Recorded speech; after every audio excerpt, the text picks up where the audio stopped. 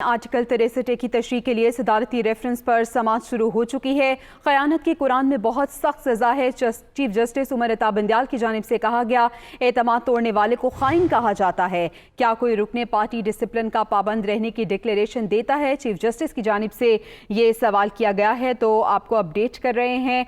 इस हवाले से आपको बताएं कि आर्टिकल 63A की तशरीह के लिए सदारती रेफरेंस पर समाअत इस वक्त जारी है। चीफ जस्टिस उमर अता बंदियाल की जानिब से कहा गया है कि खयानत की कुरान में बहुत सख्त सज़ा है, एतमाद तोड़ने वाले को खाइन कहा जाता है। चीफ जस्टिस ने कहा कि क्या कोई रुकने पार्टी डिसिप्लिन का पाबंद रहने की डिक्लेरेशन देता है। साथ ही साथ उनका कहना था, आइन में कहीं वाज़ेह नहीं कि पार्टी से वफादार रहना है या नहीं। इसके साथ साथ जस्टिस एजाजुल एहसन की जानिब से सवाल किया गया है कि क्या मेंबरशिप फॉर्म में रुकन डिक्लेरेशन देता है कि डिसिप्लिन का पाबंद रहेगा। पार्टी मेंबरशिप में ऐसी यकीन दहानी है तो खिलाफ वर्जी इसकी खयानत होगी। आपको बता रहे हैं कि आर्टिकल 63A की तशरीह के लिए सदारती रेफरेंस पर समाअत हो रही है।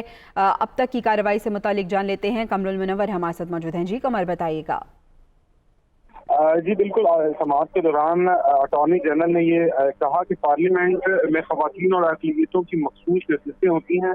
मखसूस नशिस्तों वाले अरकान ने अवाम से वोट नहीं लेना होता। मखसूस नशिस्तों वाले जो अरकान हैं वो सिंध हाउस में भी मौजूद थे। ताहम चीफ जस्टिस ने इस तरह कहा कि आपके मुताबिक पार्टी वोट ना देने वाले खयानत करते हैं। क्या कोई रुकन भी डिक्लेरेशन देता है कि पार्टी डिसिप्लिन का पाबंद है? अगर ऐसा है तो चीफ जस्टिस ने कहा कि अमानत में खयानत करना बहुत बड़ा गुनाह है। चीफ जस्टिस ने यह भी कहा कि आइन में कहीं वाज़ेह नहीं है कि पार्टी से वफादार रहना है या नहीं। जस्टिस एजाजुल एहसन ने इस पर कहा कि क्या मेंबरशिप फॉर्म में रुकन डिक्लेरेशन देता है कि वो पार्टी डिसिप्लिन का पाबंद रहेगा। और जस्टिस एजाजुल एहसन ने यह भी पूछा कि अगर पार्टी मेंबरशिप में ऐसी यकीन दहानी है तो खिलाफ वर्जी खयानत के जुमरे में आएगी या नहीं।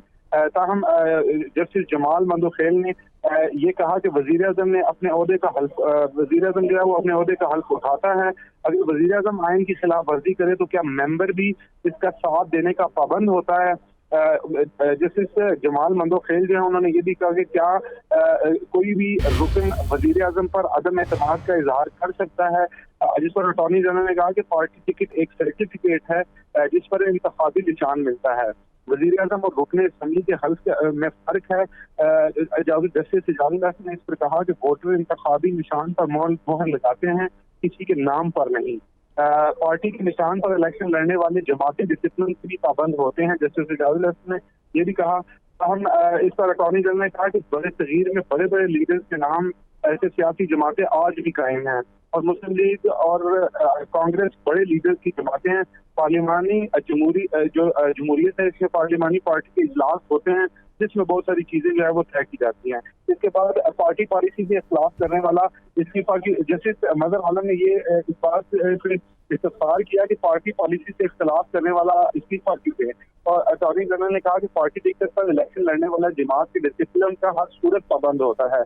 और जिस पर जस्टिस जमाल मंदोखेल ने ये पूछा कि हर शख्स को आइन में अपने ख्यालात का आज़ादाना इजहार करना जो है वो होता है, तो क्या ये ख्यालात का इजहार ताहयात नाअहल होने पर इस पर ताहयात नाअहल ही होनी चाहिए। जिस पर अटॉर्नी जनरल ने कहा कि अरकान असम्बली सिर्फ 4 मौके पर आज़ादी वोट नहीं दे सकते।